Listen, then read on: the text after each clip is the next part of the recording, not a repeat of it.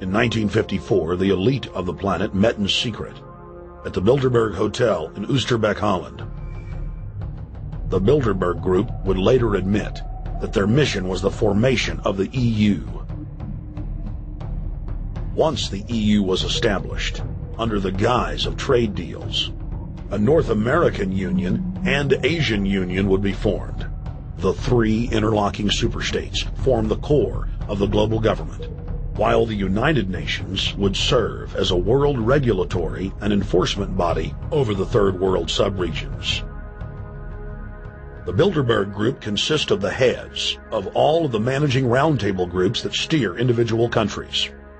Picture the elite power structure of the world as a giant pyramid, with only the elite of the elite at the tip-top of the capstone. The group has been so secretive that until the mid-1980s, the controlled corporate media denied its existence. Into the late 1990s, coverage only consisted of rare one-line mentions.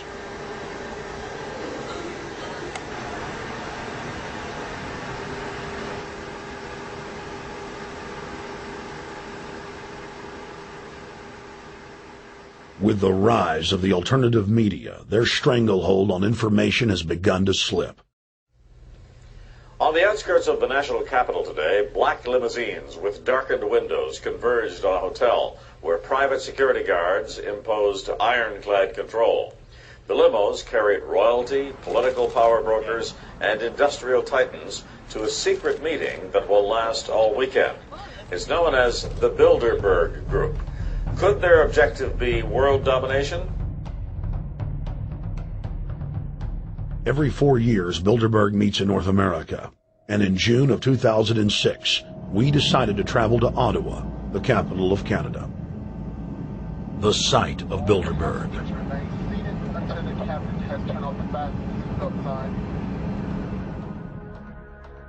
In Bilderberg's long history, many reporters attempting to cover the group have been harassed, detained, and even jailed. I jokingly reassured my cameramen that the horror stories we'd read about were probably exaggerated. I was wrong. We know reporters get detained at airports, people aren't let in. We know people get sent to the jailhouse for 3 or 4 hours. It happens every time. Well, it happened to Alex Jones this time. They admitted Bilderberg that they've had pressure put on them by the government to heighten security, and that's why all this happened. Yes, I was told that by 2 separate people. They scoured our records for hours yesterday and hours today, trying to find something on us, and of course there was nothing. It was just scary. I mean, I've been all over the world, and I've never seen anything like this. It was like hours of humiliation. And they said, "What are you here for?" And I said, "Well, I'm here to, cover the media, covering a political event. I hope to talk to some members of Parliament." I was answering all the questions. It was clear I wasn't a threat. It was clear I didn't have any criminal record. It was clear I was press. It was clear I was coming to interview people. They were going to deny me. They told me earlier that I was probably going to be denied, and then you guys showed up, and everything changed. So what's your plan now? My plan is to go out and try to interview Jim Tucker, to try to go down to the Bilderberg Group and maybe catch some of them still arriving, and try to still make a documentary.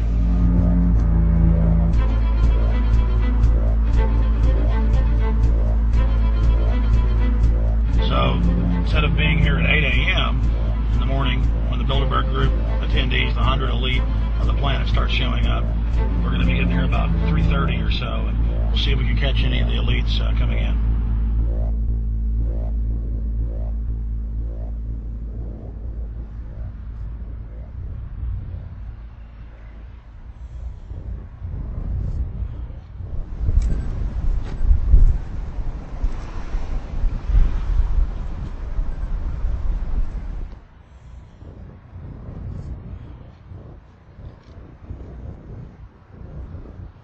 What do you think's on the agenda for this edition of the Bilderberg Society's annual meeting?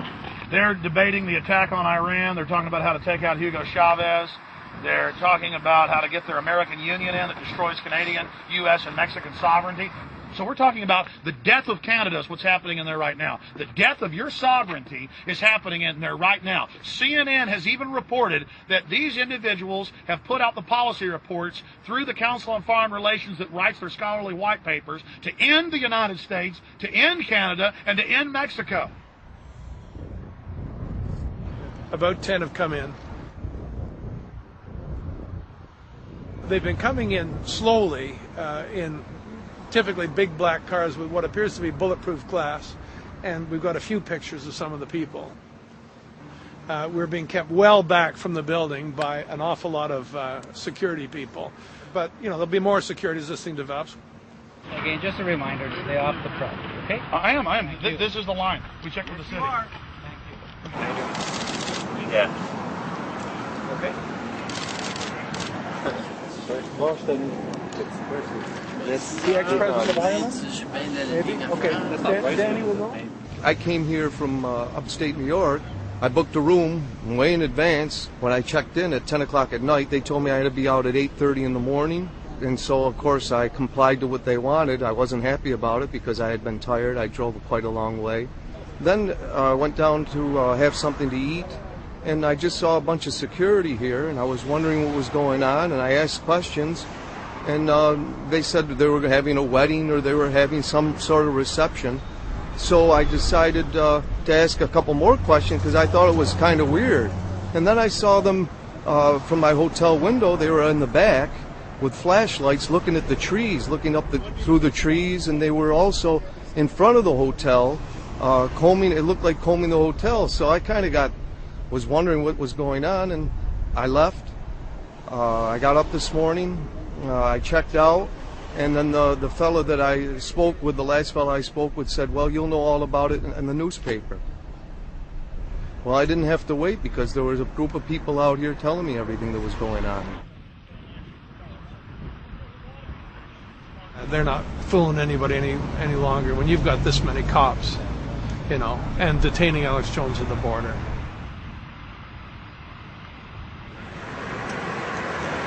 Get them on both sides.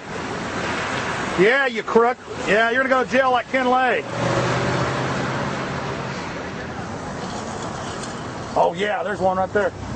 Hi. Hey, we're not your property. We're not your slaves. We're going to defeat the New World Order. The New World Order is going to be defeated. You realize that? I'm glad you do. Always does throughout history.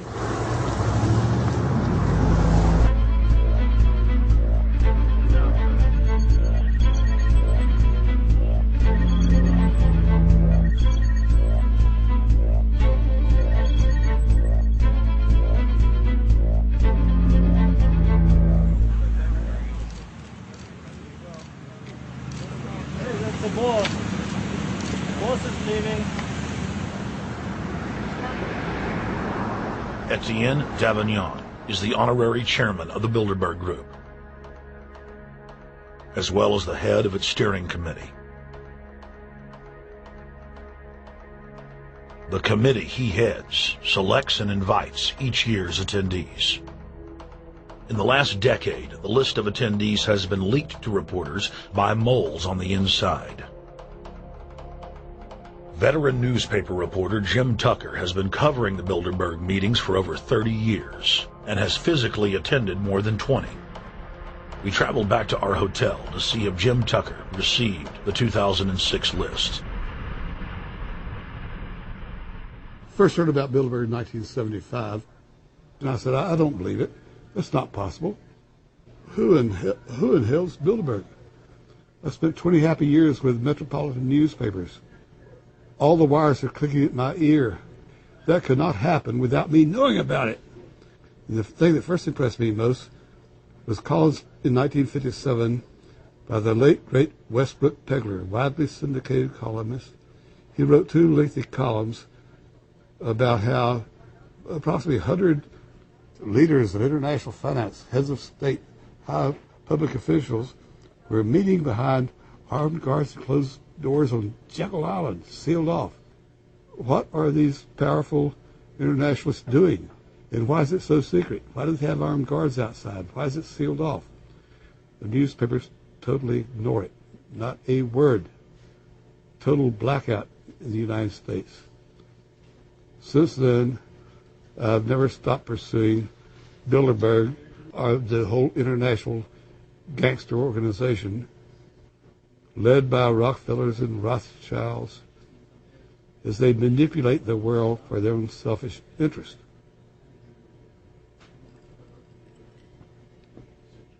Jim, you've been waiting on the list. You normally get it on the first day. You haven't gotten it. We're told it might come in today. How important is that list?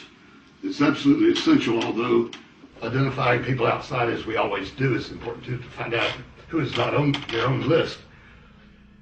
In recent years, someone from Europe has sent a machine copy with a letterhead and so forth without identifying himself. So far, I haven't heard from him,